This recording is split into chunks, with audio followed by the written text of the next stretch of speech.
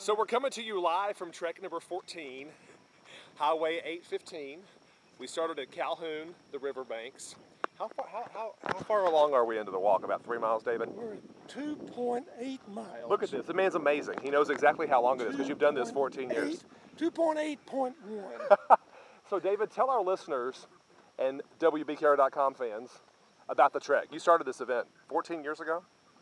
Actually, I started it about 21 years ago, just walking myself from Calhoun to my home. I just felt like it was something I wanted to do, to give thanks for good health, another year of life, and it just seemed like something I wanted to do. And as you walk, you have to think. And as you think, you meditate. And as you meditate, things get real.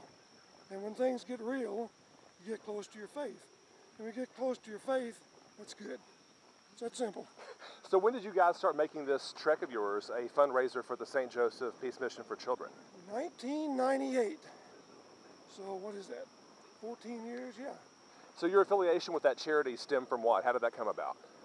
As an attorney, I was asked to set up the corporation and to get its tax-exempt status created with the IRS. And Vicki Mills, one of the board members, asked me to do that.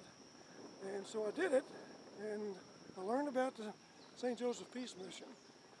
And it's a great place. They were just starting, and it needed support. Yep. So it just seemed natural. So tell folks out there about the Peace Mission. It provides shelter for kiddos who need it. Yes.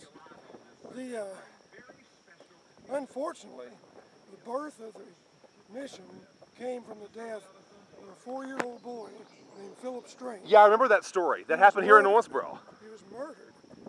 And so... That was at the old Gabe's Hotel, right? The tower.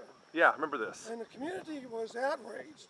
And a group of people came together and said, we're going to create a place for kids to get away, a safe haven. Yeah. And so that's how it was born.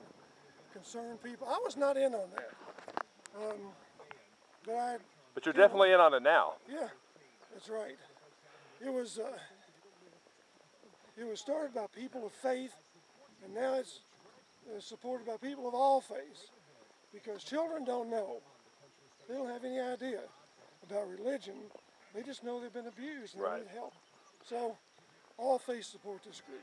So how many children today are being served by the Peace Mission? Probably hard to It's very difficult estimate. Because the population changes weekly. It's a short stay facility, usually up to 30 days. But we have a new facility just for boys. And the boys are going to be able to stay now for up to a year or so. There's no other place like this in Western Kentucky. So we're very proud of the new Boys Center. So how do kids get referred into the program, into the mission? Do they get referred by courts? Do you guys find them through other means? Courts, concerned people. Here's a dedication to a good friend, Diz Webb. He's now deceased, but he walked this many, many years, and he died this past year. So. And looking over here, we're at mile marker number 3. So that means 10 more miles to go, right? That's right. So who's cooking at your house today? The Crooked Creek cooking team. They sound kind of shady. Yeah. Well, it's Ritzy's. Yes. Ritzy's restaurant.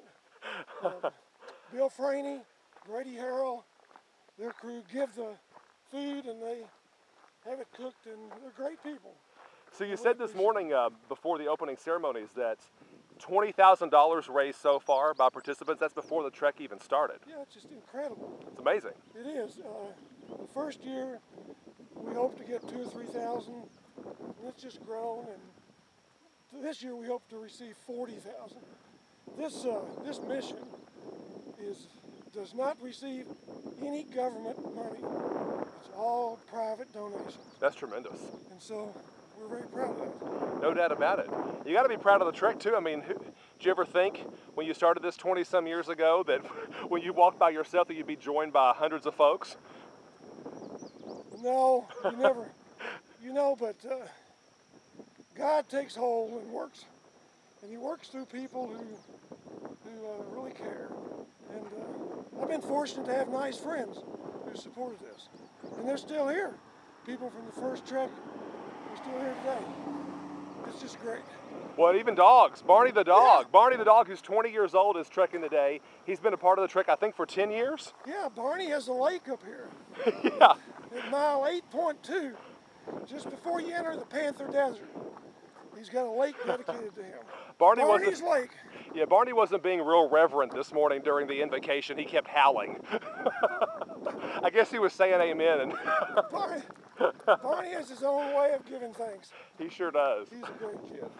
Well, David, it's really an amazing event. A lot of folks on bicycles this morning. Some folks running. I can't imagine running 13 miles. You were on a bike. Where'd your bike go? Well, it's in a truck. I'm going to pick it up.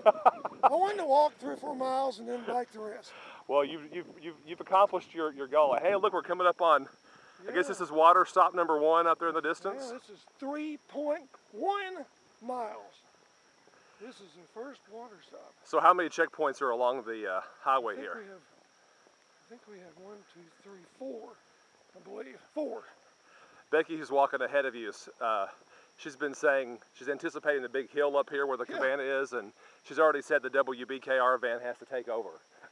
That's the Mount Brushy Fork Mountain.